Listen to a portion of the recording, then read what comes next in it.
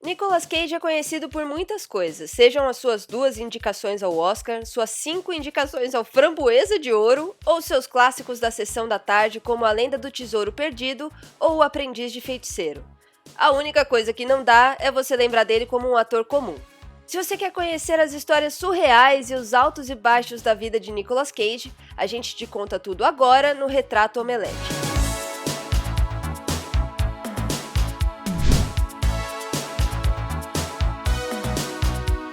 Mas antes de começar, não esquece de curtir o vídeo, assinar o canal e comentar qual o próximo ator ou atriz que você gostaria de ver por aqui. That's very nice, but it's kind of a bad time right now. Nicolas Cage, ou melhor, Nicolas King Coppola, nasceu numa família bastante tradicional do cinema. Ele é neto do Carmine Coppola, sobrinho do Francis Ford Coppola e primo do Jason Schwartzman e da Sofia Coppola. Mas apesar disso, o Nicolas não desfrutou muito da influência da sua família durante a infância. O seu pai era professor de literatura e a sua mãe ex-dançarina, então o seu lado da família não era envolvido com cinema e vivia uma vida mais modesta. Apesar de não ter recebido do seu pai a vocação para a sétima arte, foi com ele que o Cage aprendeu que era importante seguir sua paixão, já que o August Coppola, pai do Nicolas, seguiu a carreira de educador por amor, mesmo que o salário fosse mais baixo. Mas foi quando ele viu pela primeira vez o James Dean atuando em Juventude Transviada que o então Nicolas Cage, adolescente de 15 anos, descobriu que o seu sonho era virar ator. Ele insistia para que o seu tio desse uma chance para ele aparecer em alguns dos seus filmes. Dizia até que ele ia mostrar o que era atuação de verdade, entre aspas, mesmo sem ter experiência alguma. E o tio dele, Francis Ford, claro, aceitou. Recebeu o sobrinho aí, mas só 4 anos depois disso, em O Selvagem da Motocicleta. You want something, Mr. James? E aí entra o dilema. Apesar dessa insistência toda para fazer parte do filme do tio, o Nicolas Cage não queria ficar conhecido como sobrinho do Coppola.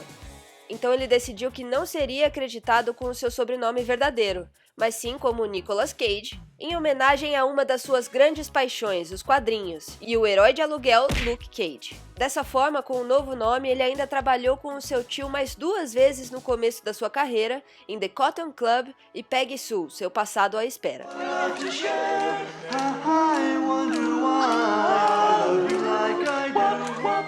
A curiosidade aqui é que, apesar da relutância que o Coppola tinha lá no começo, no fim das contas ele precisou insistir para que o seu sobrinho atuasse em Peggy Sue.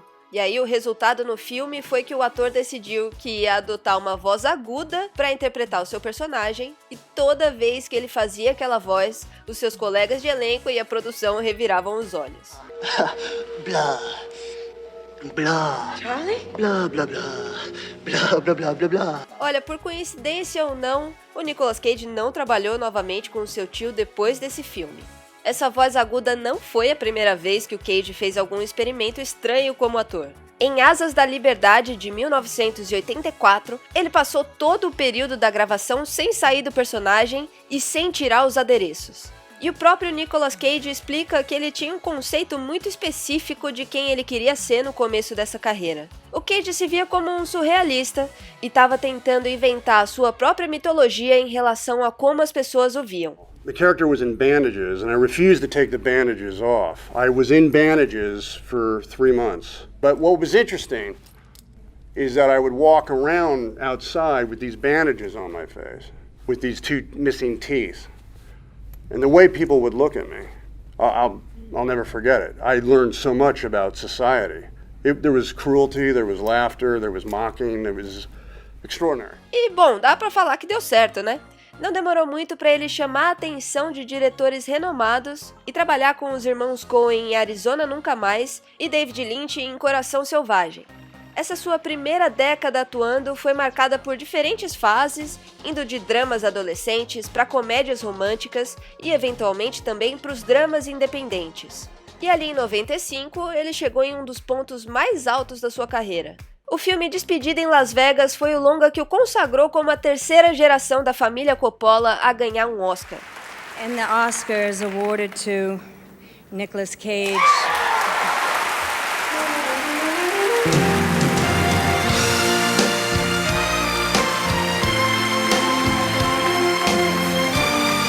Pois Pois é, essa família aí já tinha o avô Carmine, que ganhou a estatueta pela trilha de O Poderoso Chefão 2, seu tio Francis, que já ganhou 5 vezes o prêmio, e essa era a vez do Nicholas de ganhar o seu. Aliás, como se não bastasse, 8 anos depois foi a vez da sua prima Sofia a receber um Oscar, dessa vez pelo roteiro de Encontros e Desencontros.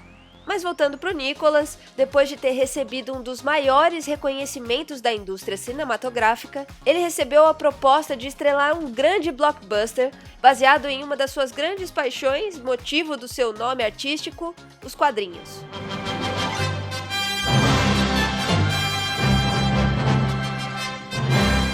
Em um projeto que seria dirigido pelo Tim Burton, Cage quase interpretou o Superman. A produção desse filme é quase uma lenda pra gente que é fã de cultura pop, e como você deve saber, foi extremamente conturbada desde a concepção do roteiro. Esse longa passou pelas mãos de vários roteiristas, todos eles eventualmente demitidos, até chegar em Kevin Smith. Na época, ele rebatizou o longa como Superman Lives e queria trazer algo que fosse fiel aos quadrinhos. No entanto, influenciados pelo sucesso anterior de Burton com o Batman, o diretor e o produtor Jon Peters decidiram que iriam apresentar um Homem de Aço diferente. A ideia principal envolvia um Superman em um uniforme preto ou uma roupa transparente que mostrasse os órgãos internos do herói. Ele também contaria com uma personalidade mais agressiva que as suas outras encarnações, e para coroar, o Superman não teria a habilidade de voar, isso porque supostamente o Burton não queria trabalhar com esse tipo de efeito. A solução?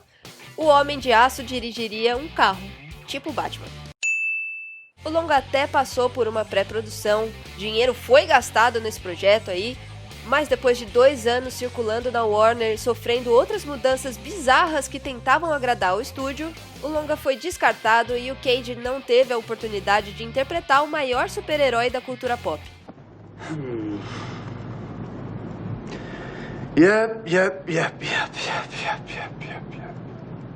De qualquer forma, a carreira dele seguiu um rumo bem diferente depois do seu Oscar.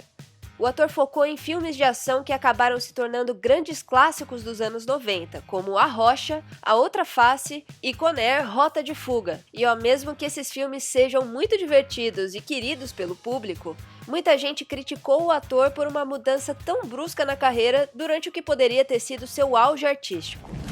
I said, put the bunny back in the box. A resposta do Cage para isso é que simplesmente mudou uma chave na cabeça dele, fazendo-o se sentir mais atraído para esses projetos, e até hoje ele não se arrepende desse período. Até porque isso não significava que ele não ia voltar a fazer papéis mais sérios e aclamados pela crítica, tanto que em 2002 foi indicado novamente ao Oscar, dessa vez pelo seu papel em adaptação.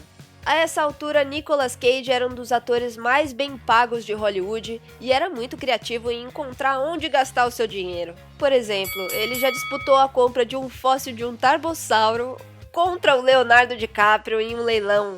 Pois é, e ele venceu, tá? Ele venceu pelo valor de $300 mil. You did. You crazy son of a bitch, you did. O que ele ia fazer com isso eu não sei, mas depois foi descoberto que o fóssil pertencia ao governo mongólico, de onde o auditor do leilão tinha roubado, e o Cage acabou ficando sem o dinheiro e sem o item. Em outra ocasião, ele teve a genial ideia de comprar a mansão Lalaurie, famosa por ser a casa mais mal assombrada dos Estados Unidos e ter pertencido à socialite e assassina em série Madame Lalaurie. Sua ideia era morar lá enquanto escrevia um livro de terror, mas acabou vendendo a casa em pouco tempo e não chegou a comentar muito sobre esse período, além de não ter conseguido escrever muita coisa por lá. E se você achava que a lista de compras extravagantes do Cage parava por aí, você tá enganado. Ele também já comprou uma ilha por $7 milhões, 2 castelos de 8 milhões cada um e uma coleção de 30 motos e 50 carros raros, incluindo uma Ferrari Enzo no valor de $1 milhão, além de um iate com 12 quartos, que custou a bagatela aí de 20 milhões. No seu auge financeiro, o ator acumulou 15 casas diferentes, mas como seria possível de imaginar, em certo ponto a sua fortuna não foi suficiente para bancar todas essas despesas, quase levando o ator à falência. O astro acabou perdendo a maior parte dos seus bens e acumulou uma dívida de 6 milhões de dólares. Mas o culpado, segundo ele, foi o seu administrador de finanças que, abre aspas, estava enriquecendo com suas taxas enquanto levava Cage para uma ruína financeira. Fecha aspas. Mas mesmo com uma dívida milionária, Cage se recusou a declarar falência e passou a viver uma vida mais humilde. Pelo menos aí para os parâmetros dele, né? As contas do ator acabaram se acertando, até porque ele é conhecido por trabalhar em muitos projetos em um curto período de tempo. E se você não estava convencido de que o Nicolas Cage é um nerdão, no meio de tantos trabalhos, ele uniu mais uma vez a sua paixão pelos quadrinhos e pela atuação. E ele fez isso em O Motoqueiro Fantasma e Kick-Ass Quebrando Tudo. You're gonna be fine, baby doll. Esses dois você já conhece. Enquanto O Motoqueiro Fantasma e a sua sequência são até hoje referência do que não fazer em uma adaptação de quadrinhos, Kick-Ass foi uma grata surpresa. Mas vamos falar de um outro marco na carreira do ator. Oh, no, not the beast! Not the beast! Ah! Oh, my eyes! My eyes! Ah! Ah! O Sacrifício é frequentemente lembrado como uma das piores performances de Nicolas Cage e virou uma espécie de meme. Mas ele sabe que a performance é absurda, tanto que ele diz que esse era o seu objetivo. Inclusive, a ideia inicial era fazer esse filme com um bigode handlebar, sabe? Aquele que puxa pra cima, que hipster tem. Mas os produtores tiveram ali a sensibilidade de não permitir. A grande crítica ao Sacrifício e à atuação de Cage no geral é que ele às vezes tem expressões muito exageradas e até cartunescas. O ator Sean Penn já disse que Cage não é um ator e sim um performador. O que o Nicolas até concorda e leva numa boa, ainda que o Penn não tenha falado num tom de elogio. O Nicolas acredita fielmente em uma frase do ator britânico Laurence Olivier, que dizia que atuar é mentir, e atuar bem é mentir bem. E o Cage está confortável em ser um performador e não um ator, porque ele não quer mentir para o seu público. Segundo ele, por mais exagerada que seja sua performance, ele espera que ela seja real. Ele até criou um conceito próprio para definir a sua atuação, chamado de nouveau shamanic. All actors really hail from the early medicine men and the shamans in the villages pre-Christianity, where they would put on masks and act out, and really they were probably pretty crazy, but they would go in and find answers to questions. O ator costuma usar alguns artefatos que o ajudem a entrar no personagem. Esses artefatos podem ser alguma antiguidade encontrada em uma pirâmide, ou mesmo um papel com um poema escrito, desde que ele sinta que aquilo vai ajudá-lo de alguma forma. Um outro meio de alcançar esse resultado é visitando lugares específicos que possam inspirar a sua performance. Voltando lá para o Motoqueiro Fantasma 2, Espírito de Vingança, o ator fez exatamente isso quando algumas cenas foram gravadas na Transilvânia. Em um dos dias de gravação, o Cage apareceu cansado e até assustado no set. E quando perguntaram o que tinha acontecido, o Cage explicou que ele dormiu nas ruínas do antigo castelo do príncipe que inspirou a história do Drácula. Tudo isso para canalizar a energia assustadora de lá. Segundo Ethan Hawke, é graças a esse tipo de dedicação, confiança e loucura que o Nicolas Cage é um dos maiores atores da história. Ele foge do naturalismo, que é o padrão de atuação de Hollywood, e de alguma forma, o seu tipo de abordagem é o que faz as artes cênicas evoluírem. Nos últimos anos, Cage teve trabalhos bastante elogiados. Lá em 2018, ele estrelou o terror Mandy.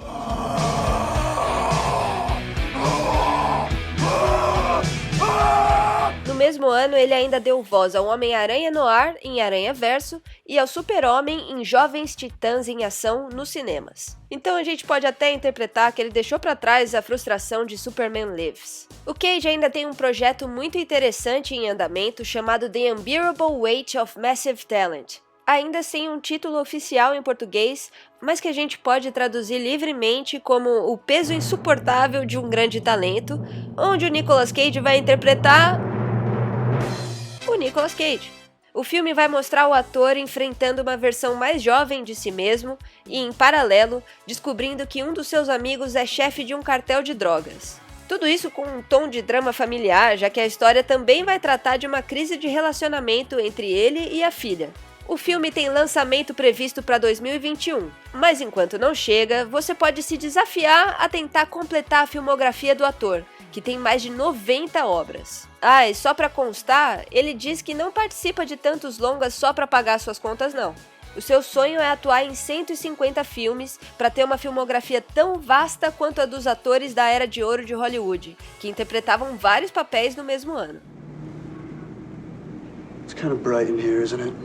Nicolas Cage é uma figura enigmática e a gente nunca vai conseguir entendê-lo por completo. Mas depois de acompanhar a história dele, deixa aí seu comentário. Cage é um ator ruim ou genial? Se você gostou desse vídeo, não esquece de curtir e assinar o canal para conferir os próximos retratos. Até mais!